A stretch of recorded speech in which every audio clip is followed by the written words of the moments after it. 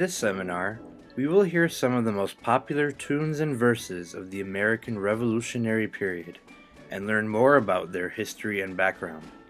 Selections will include Yankee Doodle, today's most popular song from that era, the Liberty Song, a colonial modification of Britain's naval anthem, Chester, the most popular marching song of the Continental Army, and Battle of the Kegs, a sarcastic ode to the British fleet written by Francis Hopkinson.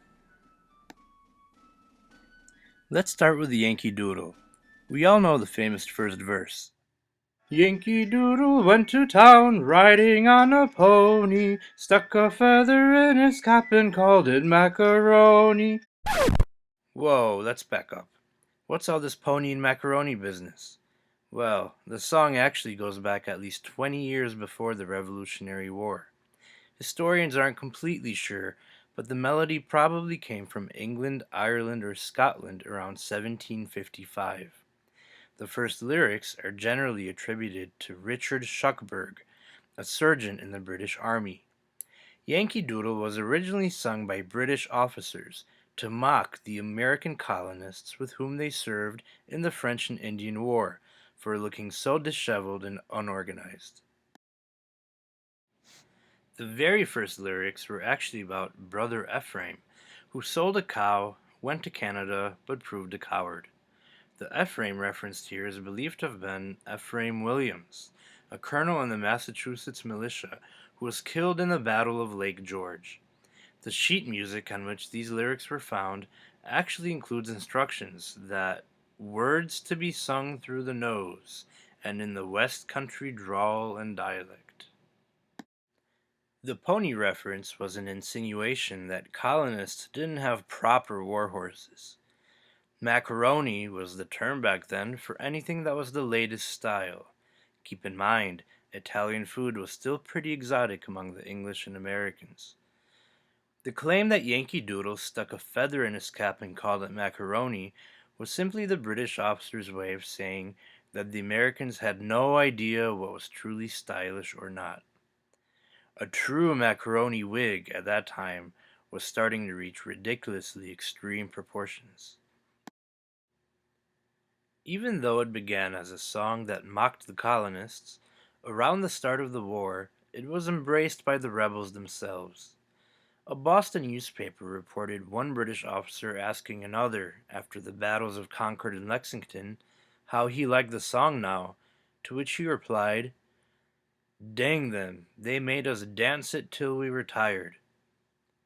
Another account reports that as General Burgoyne was surrendering his sword at Saratoga, American fifers were playing Yankee Doodle, leading Lord Cornwallis to say, "I hope to God I never have to hear that damn tune again." Yankee Doodle was truly embraced by a fledgling nation and would be heard at both formal occasions and not so formal ones. As late as 1827, when Frances Trollope visited a Cincinnati theater, she was appalled by a sudden chorus of whooping and stomping of feet. She later wrote, complaining, "A patriotic fit seized them. Yankee Doodle was called for, and every man seemed to think his reputation as a citizen depended on the noise he made." Here's a modern rendition of Yankee Doodle, performed by the United States Army Chorus. Let's listen.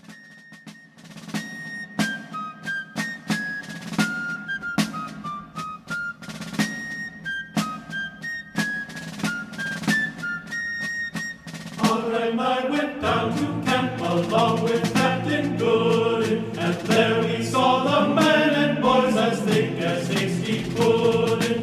Yankee Doodle, keep it up, Yankee Doodle dandy. Mind the music and the step, and with the girls be handy. And there was General Washington upon a slapping stallion, giving orders to his men. I guess there was a million.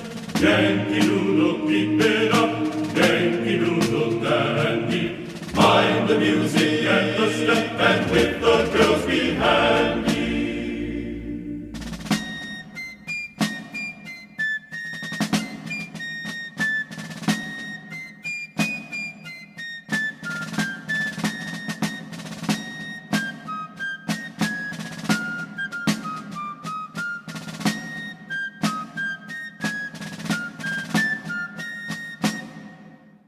colonists were quite good at taking British tunes and appropriating them.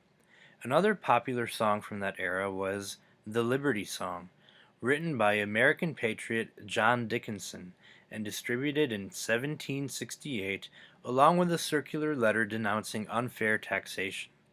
It was adopted as an anthem by the Sons of Liberty and performed at their banquet in 1769 by a 350-member choir. The Liberty Song was popularized throughout the colonies by means of pamphlets and broadsides, which introduced new songs and ideas to a population left with no other form of entertainment during the war besides singing. It also helped popularize military marches starting around the year 1770. The Liberty Song was set to the tune of Heart of Oak, composed by William Boyce, which was, and to this day remains, the anthem of the British Royal Navy. Let's listen to this version from 1915 by a choir in Canada, which inherited this march as a member of the British Commonwealth, along with Australia and New Zealand. While listening, substitute the lyrics of Heart of Oak with those of the Liberty Song.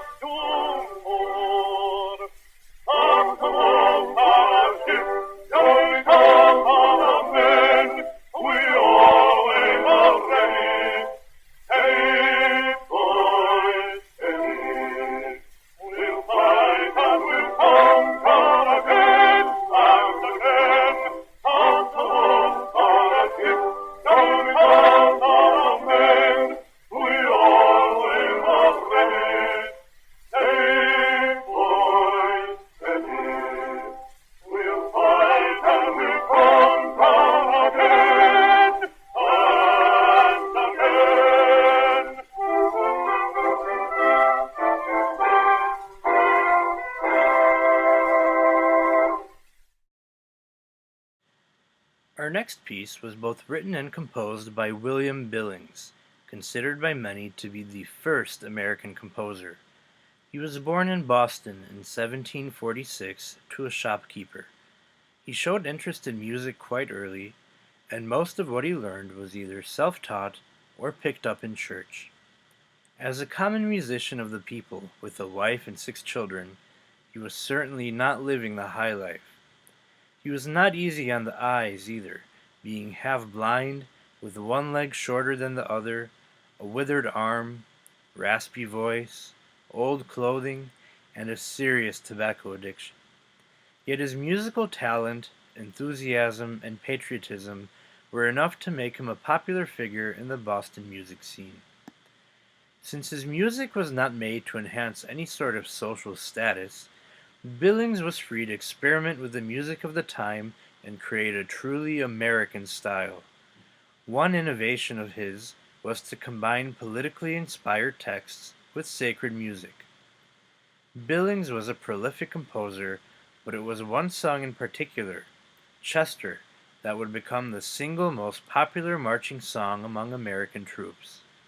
The song was actually written in 1770 for his first songbook, the New England Psalm Singer, and subsequently updated in 1776 with more specific grievances against England. Music historian Ronald Davis wrote, "This revision captured the defiant spirit of the moment and was sung around campfires and played by fifers all along the Atlantic coast, becoming almost a battle cry for the Continental Army." Let's listen. Let tyrants shake their iron rods, and slavery clank her galling chains. We fear them not, we trust in God. New England's God forever reigns. Ah, when Burgoyne and Clinton too, with Prescott and Cornwallis joined, together plot our overthrow, in one infernal league combined. The foe comes on with haughty stride, our troops advance with martial noise. Their veterans flee before our youth, and generals yield to beardless boys.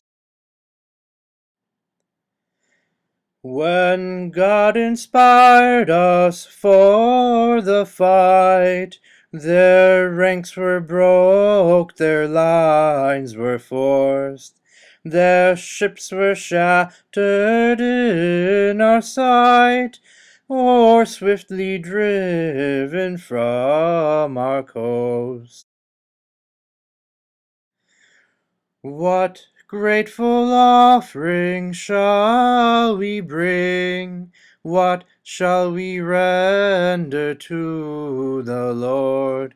Loud hallelujahs let us sing, and praise his name on every chord.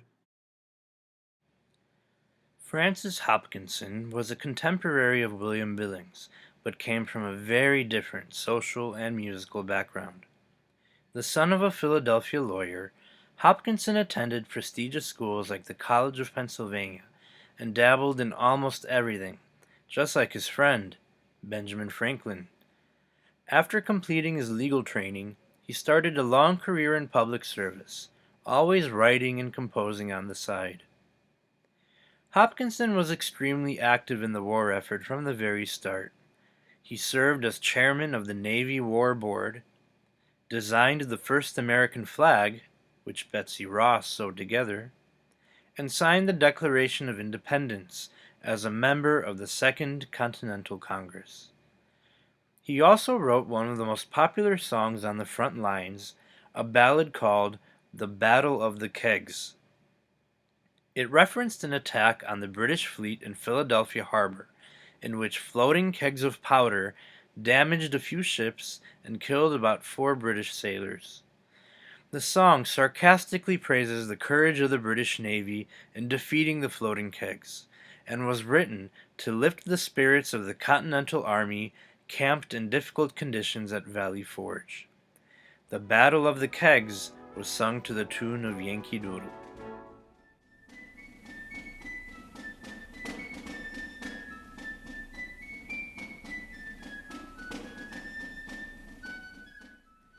While music may not seem as significant as military tactics or political alliances, songs like Yankee Doodle, The Song of Liberty, Chester, and the Battle of the Kegs were important for keeping up the spirits of the Americans in their difficult yet inspiring struggle for freedom.